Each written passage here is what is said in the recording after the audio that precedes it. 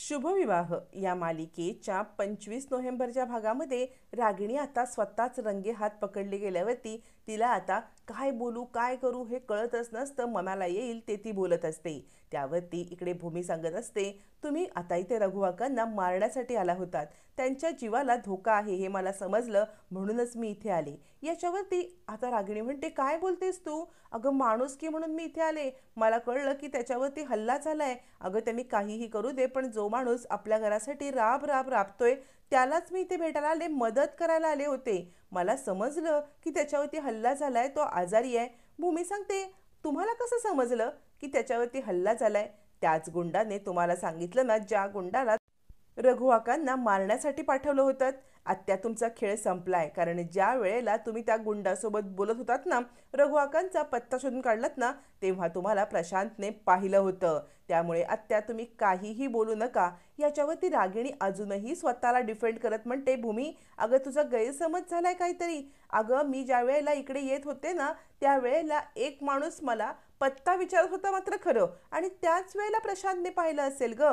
खरंच मला माहित नाहीये हे सगळं काय आहे ते. तुझा काहीतरी गैरसमज झालेला आहे. मी असं का करेन बरं भूमी? याच्यावरती आता भूमी सांगते, आत्या बास करा. अजूनही किती खोटं बोलण्याचा प्रयत्न कराल? म्हणजे तुमचं खोटं परखलं गेलेलं आहे, तुमचं खोटं पकडलं गेलेलं आहे. आकाशच्या बाबांना सुद्धा तुमचं खोटं समजलं असणार आहे, म्हणूनच त्यांनी हे असं विचित्र मृत्यूपत्र बनवलेलं आहे. आणि हे विचित्र मृत्यूपत्राचे साक्षीदार होते रघुकाका. जोपर्यंत रघुकाका जिवंत आहेत असं विचित्र मृत्यूपत्र आकाशच्या बाबांनी का बनवलं? हे गुपित जिवंत आहे, पण रघुकाकांना संपवल्यावरती हे गुपित पण त्यांच्या सोबतच जाणार. आणि म्हणून म्हणून तुम्ही रघुवाकांना संपवण्याचा प्रयत्न केलात. याच्यावरती भूमी सांगते, तुम्ही हेच सगळं केलं आत्या. रागिणी म्हणते, भूमी भानावरती ये. अगं तू असं काय करतेस? मी असं का करेन? प्रॉपर्टी माझ्या नावावरती, हे सगळं मी का करेन? तू काहीतरी गैरसमज करून घेतलेला आहेस. आकाशला फक्त मी माझ्या पोटात जन्म दिला नाही इतकंच, पण आकाशच्या आई म्हणून मी सगळं कर्तव्य पार पाडलंय. तुझा गैरसमज झालेला आहे. याच्यावरती भूमी म्हणते, गैरसमज माझा आत्तापर्यंत झाला होता, आणि तुम्ही आकाशला जपणारच, कारण आकाशला काही खर्चटलं ना तरी सुद्धा या प्रॉपर्टीचा ट्रस्ट झाला असता विलनुसार. म्हणून तुम्ही आकाशला 26 वर्षाचा होईपर्यंत जपलं, त्याचं लग्न लावून दिलं, आणि त्यानंतर ही प्रॉपर्टी स्वतःच्या नावावरती करून घेतलीत, कारण आकाशला जपण्याशिवाय तुमच्याकडे कोणताही पर्यायच उरलेला नव्हता. रागिणी म्हणते, काय खोटं माझ्यावरती बोलतेस तू? काय खोटे आरोप लावतेस? मी असं नाही केले देवा. हे ऐकण्यासाठी तू मला उचलला का नाहीस? याच्यावरती आता भूमी सांगते, आत्या बास करा. तुम्ही ना हे सगळं नाटक पूर्णपणे बंद करा, कारण तुमचं अगं पितळ उघडं पडलंय, आणि पौर्णिमाने सगळं सगळं कबूल केलेलं आहे. पौर्णिमाने सगळ्याची कबुली दिली, त्यामुळे आता तुम्ही सगळ्यामध्ये अडकलेले आहात. माझं लग्न लावण्यापासून ते आत्तापर्यंतचं तुमचं सगळं खोटं पकडलं गेलेलं आहे. याच्यावर ती रागिणी म्हणते, पौर्णिमाने हे सांगितलं. अगं तुला माहित नाहीये का ती पौर्णिमा किती खोटारडी आहे ते? मी त्या पौर्णिमाला रंगे हात तुला पकडून दिलं होतं ना? याच्यावरती भूमी म्हणते, तुम्ही नाही रंगे हात पकडलत आत्या, तुम्ही तिच्याकडून सह्या करून घेत होतात. मी पाहिल्यावरती तुम्ही फक्त ऍक्टिंग केलीत की तुम्ही पौर्णिमाला पकडताय आणि पौर्णिमाला शिक्षा केलीत, कारण तुम्ही तुमचा डाव हा तिच्यावरती ढकललात बास. आणि आत्या, तुमच्या विरुद्ध मला बरेच पुरावे मिळाले, त्यातला हा पौर्णिमा एक पुरावा. आणि दुसरे म्हणजे मी जे डॉक्युमेंट्स मागवले होते बँकेमध्ये, आपल्या ट्रस्टमध्ये जे फ्रॉड झालं होतं, महाजन इंडस्ट्रीमधल्या फ्रॉडचे जे डॉक्युमेंट्स मागवले होते ते पुरावे तुम्ही डिलीट केलेत. कारण तुम्ही ज्या वेळेला तिकडे गेलात तेव्हा जे आपले असिस्टंट आहेत केणी, त्यांना तुमच्या सांगण्यावरून त्यांनी ते पेज फाडलं हे त्यांनी कबूल केलं, आणि केणी खोटं बोलणार नाहीत यावरती विश्वास आहे. म्हणजे अभिजितची सगळी भांडणं किंवा सगळं फ्रॉड लपवायला तुम्ही ते डॉक्युमेंट्स गायब केलेत. याच्यावरती रागिणी म्हणते, अगं नाही ग, अभिजित आणि पौर्णिमा यांचं काहीतरी कारस्थान असेल. भूमी म्हणते, आत्या बास करा. स्वतः पकडले जाऊ नये म्हणून तुम्ही एकीकडे पौर्णिमाचा वापर केलात आणि दुसरीकडे तुम्ही वापर केलात तो म्हणजे अभिजितचा. स्वतःचा मुलगा आणि सून यांच्यावरती आरोप करून स्वतः निर्दोष सुटण्यासाठी आत्या तुम्ही इतकं काही काही करू शकता. खरंच बास करा तुम्ही आता. तुमच्या पापाचा घडा फुटलेला आहे, आणि आता मी कुणालाही सोडणार नाही. तुम्ही माझ्यासोबत कसंही वागला असतात ना तरी मी तुम्हाला एक वेळ माफ केलं असतं, पण आकाशसोबत तुम्ही जे वागलात ना त्याला माफी नाही. इतके वर्ष आकाशची मानसिक अवस्था बिघडवून ठेवलीत, त्याला वेडं बनवून ठेवलं. आत्या तुम्हाला माफी नाही, आत्या तुम्हाला माफी नाही, कारण पौर्णिमाने मला सगळं सगळं सांगितलेलं आहे. पौर्णिमाने गुन्हा तर कबूल केलाय, पण तुम्हीच इतके वर्ष आकाशला गोळ्या देताय हे पण तिने सांगितलं. आणि ज्या वेळेला गोळ्यांचं प्रकरण समोर आलं तेव्हा तुम्ही नाटक करत ते प्रकरण रघुआकांवरती शेकवण्यासाठी पौर्णिमाचा वापर करून त्या सगळ्या गोळ्या रघुकाकांच्या रूममध्ये ठेवल्यात आणि रघुकाकांना घराबाहेर काढलं. त्यानंतर ज्या वेळेला तुमच्यावरती आरोप आला या प्रॉपर्टीच्या पेपरवर सही करण्याचा, तेव्हा तुम्ही पौर्णिमाला धमकी देऊन याच्यामध्ये अडकवलं आणि सगळ्या फ्रॉडचा केस अभिजितवरती लावून त्याला जेलमध्ये पाठवलं. स्वतः सुरक्षित राहण्यासाठी तुम्ही प्रत्येक वेळेला सगळ्यांचा वापर केलात आणि हे सगळं पौर्णिमाने मला स्वतः सांगितलंय आणि ते माझ्याकडे प्रूफ आहे. आता मात्र इकडे रागिणी म्हणते, अगं नाही ग, ती पौर्णिमा खोटं बोलते, ती पौर्णिमा खोटं बोलते. याच्यावरती भूमी सांगते, आत्या बास करा, अहो बास करा. स्वतःचं खोटं पकडलं गेल्यावरती किती काय काय तुम्ही बोलताय. तुमच्याकडे आता पर्याय नाही आहे, स्वतःची चूक कबूल करा, कारण माझ्याकडे रेकॉर्डेड पौर्णिमाचं स्टेटमेंट आहे जे मी आधी घरच्यांना आणि त्यानंतर कोर्टामध्ये सादर करून तुमचा पर्दाफाश करणार. रागिणी गडबडते, तरीसुद्धा शेवटचा प्रयत्न करत बसते आणि ती विचार करते, ही मूर्ख पौर्णिमा माझ्या विरुद्ध फितलीच, पण आता काय करू. या भूमीला तर खूप मोठा पुरावा सापडलाय, तरी पण भूमीला मनवायचा ते प्रयत्न करत असताना भूमी दुसरा पुरावा दाखवते. भूमी सांगते, अजूनही तुमचं मन भरलं नसेल, अजूनही तुम्हाला सफाई द्यायची असेल तर माझ्याकडे दुसरा पुरावा आहे आणि ती आगाशे डॉक्टरांचा व्हिडिओ दाखवते.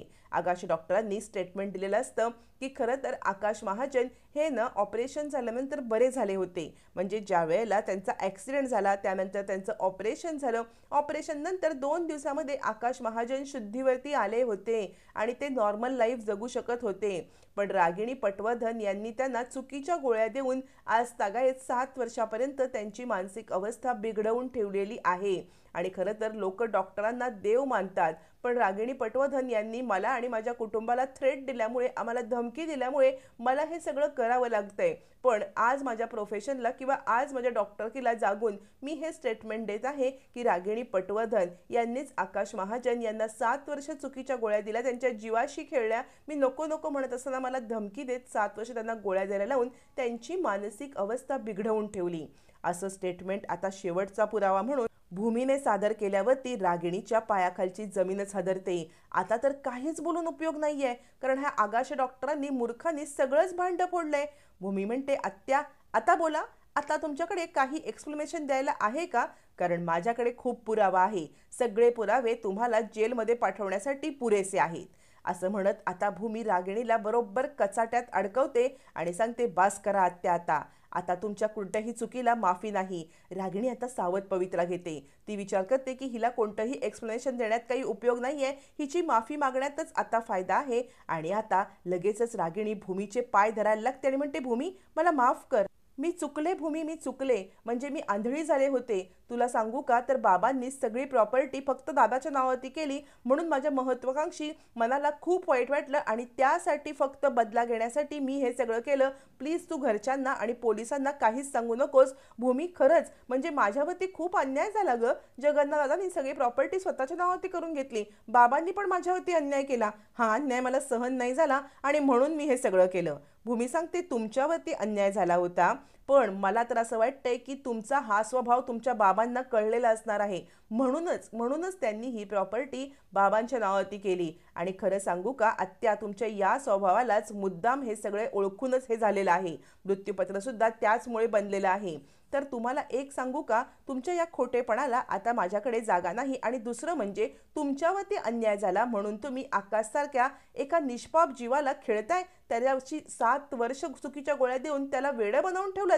या सगळ्याला कधीही माफी मिळणार नाही. तुमच्यावर झालेल्या अन्यायाचा तुम्ही आकाशला त्रास दिलात, हे मी कधीही सहन करणार नाही. आकाशला झालेला त्रासाचा मी सगळा बदला घेणार. आधी आपल्या घरच्यांना सगळ्यांना सांगणार, कारण पोलिसांच्या आधी जाण्याआधी घरच्यांना सगळं जाणणं महत्त्वाचं आहे. त्यामुळे आधी घरच्यांना आणि मग पोलिसांना तुम्हाला आता मी सोडणार नाही आत्या, असं म्हणत भूमी आता रागिणीला सडेतोड खडसावते आणि आता घरी येऊन सगळ्यांना सगळं सांगायला निघणार. आता रागिणी पाया पण पडायला निघते, पण भूमीवरती कोणताही परिणाम होत नाही. तेवढ्यात तिथे 2 वॉर्ड बॉय येतात. भूमी सांगते, एक काम करा, या रघु काकांच्या इथे 24 तास थांबायचं. कुणीही इथे काही इंटरफेअर करण्याचा प्रयत्न केला ना तर ताबडतोब मला कॉल करायचा. आता मात्र भूमी रघु काकांना सिक्युरिटी देऊन तिकडून निघते आणि घरी येऊन सगळं सांगण्यासाठी आता भूमी सज्ज असते. तोपर्यंत रागिणी कारस्थानी रागिणी भूमीच्या मागोमाग येते आणि भूमी, अगं नको ग, घरच्यांना काही सांगू नको, त्यांना खूप त्रास होईल. आणि त्याच वेळेला भूमीला कॉल येतो. कॉलवरती प्रशांत असतो. प्रशांतला किडनॅप केलेलं असतं आणि ही रागिणीची पुढची चाल असते. प्रशांत सांगत असतो, ताई माझ्या जीवाला धोका आहे. त्यावरती आता रागिणी म्हणते, बोल बोल, जा घरच्यांना जाऊन सगळं सांग. रागिणीने भूमीच्या भावाला किडनॅप करून खूप मोठा गेम पलटलेला असतो. घरी येऊन रागिणी म्हणते, भूमी बोल ना, काय सांगायचंय तुला. आकाश म्हणतो, अगं आत्तूचं काहीतरी सिक्रेट सांगणार होतीस ना तू. आता मात्र भूमीला इकडे आड आणि तिकडे विहीर अशी सिच्युएशन असते. प्रशांतच्या जीवाला धोका असतो. इकडे काही सांगितलं तर प्रशांत जीवे मारला जाईल ही भीती असते. आता भूमी नक्की काय करेल. रागिणीचा डाव परत हातात आलाय का. तिने प्रशांतला किडनॅप करून भूमीला आता गप्प केलंय का, की भूमी काहीतरी वेगळा डाव करून सगळ्यांना सत्य सांगणार, हे येणाऱ्या भागातच